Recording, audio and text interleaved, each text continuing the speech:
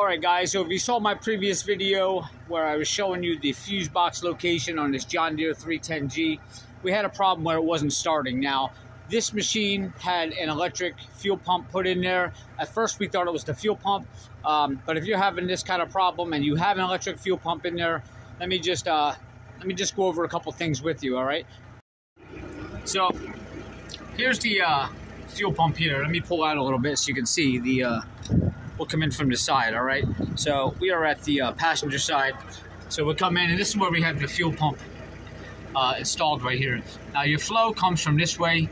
The hose back there is coming from the tank, and your flow is coming this way, all right? And then it goes down into the filter, all right? Now, the way this is hooked up, if you're hooking one up, the ground that's coming out of your fuel pump basically just circles right back around, and we got it grounded to this bracket here.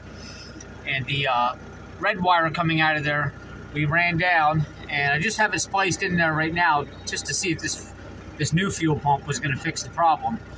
But that actually comes down into this green wire right up to the back of the alternator here.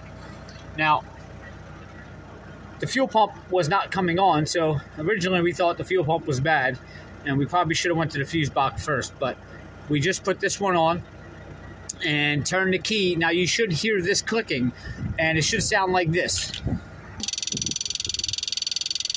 Can you hear that clicking?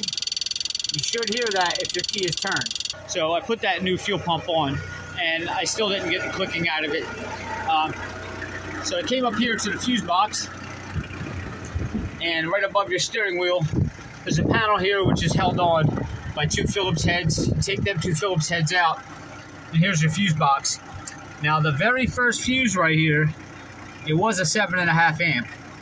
I didn't have one. Put a 15 in there.